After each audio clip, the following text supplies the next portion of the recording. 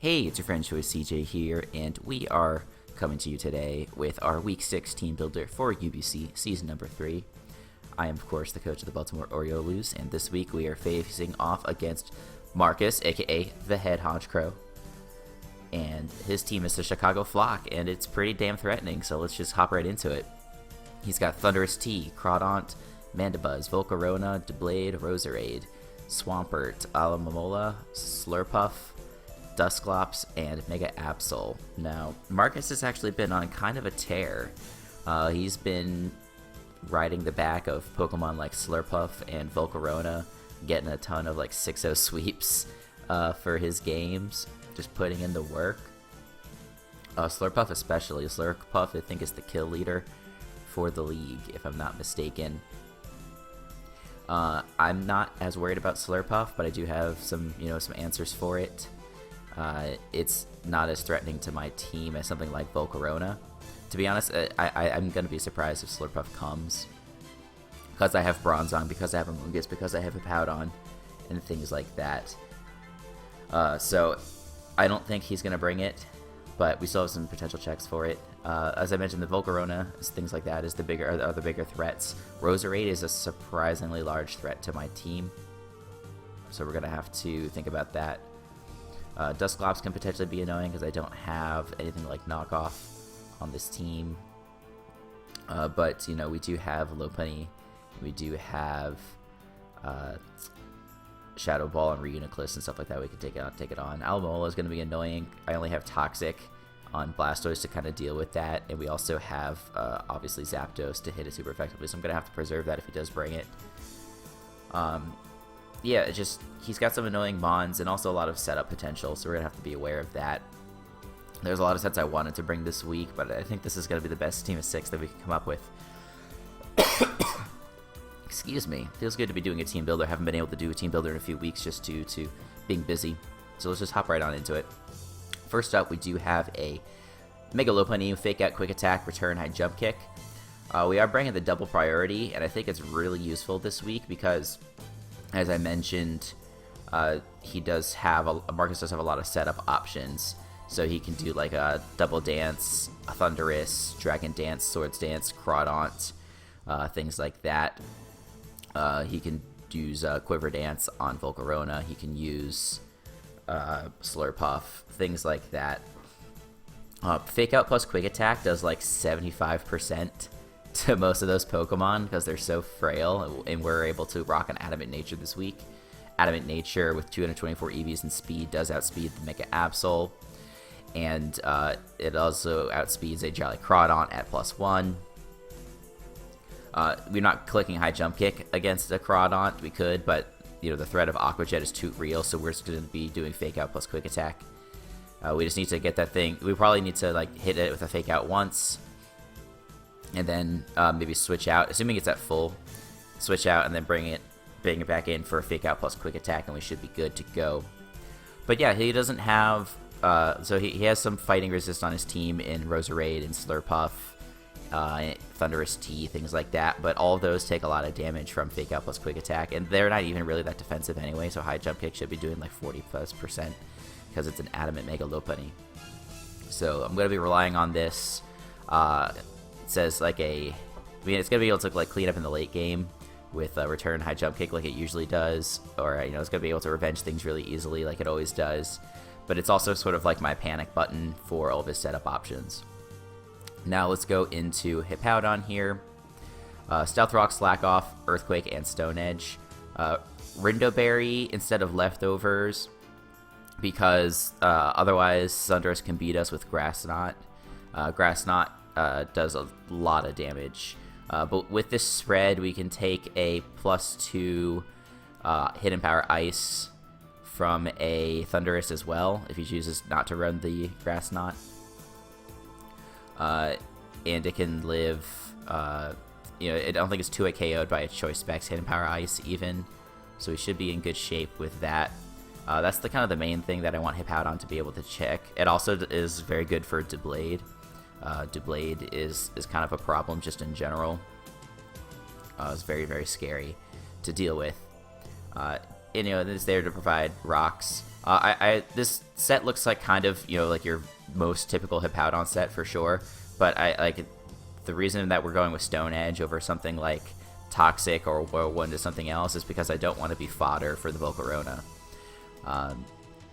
You know, the Rindo Berry also helps out against the Volcarona in case he wants to go for Giga Drain against us. We're not going to take as much damage.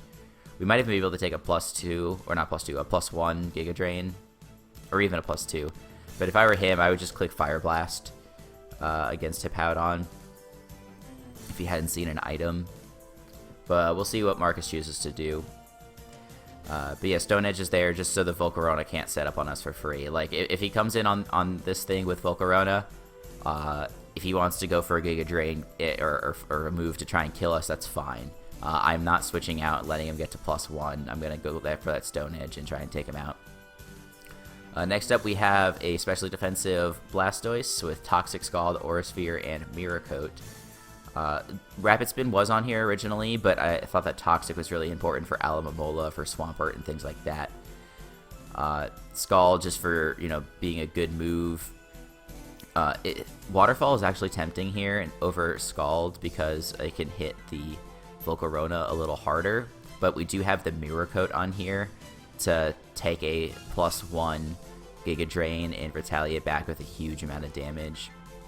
And then Aura Sphere is the last move on here because I didn't want to be complete fodder for the Crawdaunt. It does like 60% to Crawdaunt. So we could potentially put a little bit of speed in here to outspeed an Adamant Crawdaunt. I don't think it's really worth it. I really want as much Spadef as possible. But yeah, this is gonna be I don't know. I think it'll be my switch into Volcarona. And this is gonna be really funny. I thought really hard about an Assault Vest Haxorus in this slot because it takes on the Volcarona a lot better. It also takes on the Roserade, which, as I mentioned, is kind of a problem for my team. But I felt like the Toxic was too important not to have it. So we're going to leave the Assault Vest Haxorus at home this week. Maybe bring it next time. Next up, we've got a Life Orb offensive Zapdos with Thunderbolt, Hidden Power Grass, Heat Wave, and U-Turn. This set's, I think, going to be very effective versus Marcus. His Thunderbolt switch-ins are pretty limited. It's just Thundy and Swampert. Hidden Power Grass, I think it's like a guaranteed OHKO on max HP Swampert. And then if he has one of those Pokemon still out, I anticipate clicking U-Turn most of the time. U-Turn is there, yes, just so those Pokemon cannot stop our momentum. Like, if he wants to bring in Thundurus, then we'll just go into Lopunny and try and take that thing out. Or we could potentially go into, like, a Clostridium, set up a Trick Room, spoilers, or, you know, just click whatever move it is that I want to go for. He's not going to stop the momentum there. But yeah, then otherwise Thunderbolt really cleans up. It's very powerful. Hidden Power Grass is great for Swampert, as I mentioned. Heat Wave is really nice for Doublade and also for Roserade. So yeah, offensive Zapdos is very, very, very good. But I'm sure you guys knew that. Next up, we have Double Spore Amoonguss. Full Fizz Def with no item. This is the Crawdaunt check. Now, yeah, if he's +1, we only take like 60% from a knockoff.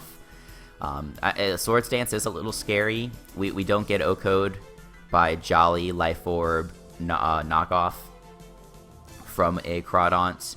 If he's got something like Crunch, it's a different story. Also, if he's Adamant, he's got like a 25% chance to kill. I think it's like a little bit higher, or a little bit lower than that, but higher if Stealth Rock are up.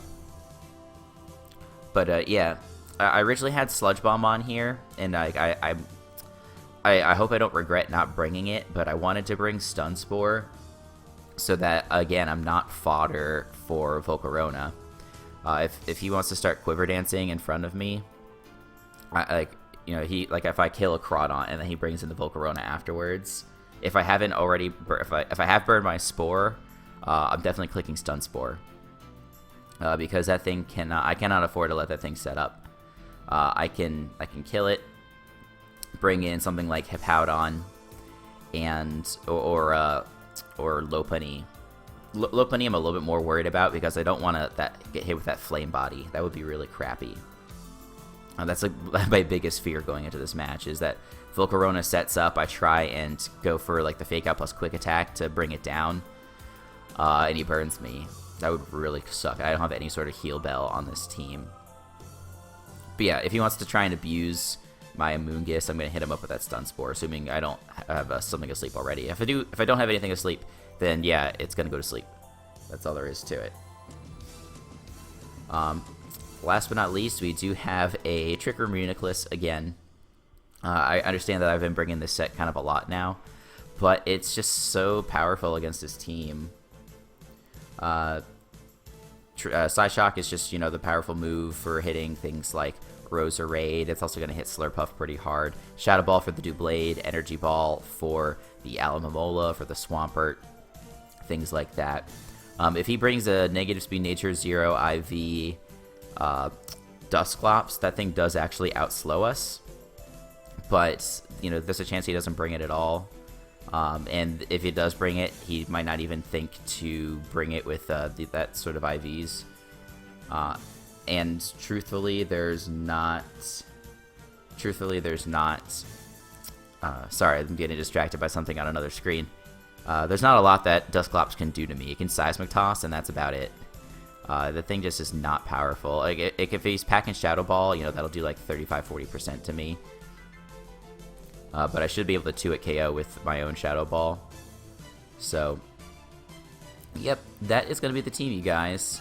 Like I said, there's a lot of Pokemons that I wanted to bring. I wanted to bring the Haxorus, because it's a surprisingly good defensive answer to some of his Pokemon.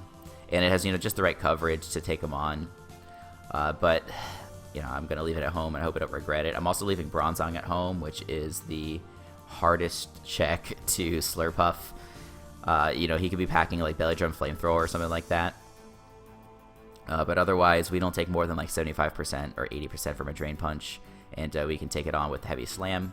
I'm just going to have to be like very aware of like what I need to keep healthy in order to prevent being swept in the late game. And then in addition to that, there should be a lot of opportunities for me. There should be a lot of opportunities for me to bring in something like Reuniclus and set up. Like it can set up, there's only a few things that can Oko me, probably like the Absol, probably the Crawdaunt. If the Mandibuzz is still around, I'm not going to be able to do a lot to that. There's a good chance that comes, honestly. I bet Thundurus can do a ton of damage to us. But, otherwise I think, the Dusclops, the Roserade, Swampert, Aloe, those are all things that we can set up on. And yeah, so I'm looking forward to the battle. We need to kind of get back onto on the win train here. We've lost 2 out of our last 3, including last week. So I'm really hoping to come up with a W here. 4-2 sounds a lot better than 3-3, and it'll help us maintain our playoff position. So do want to thank you guys for watching. Please be sure to check back for more Pokemon content. And until the next time, I will see you all later.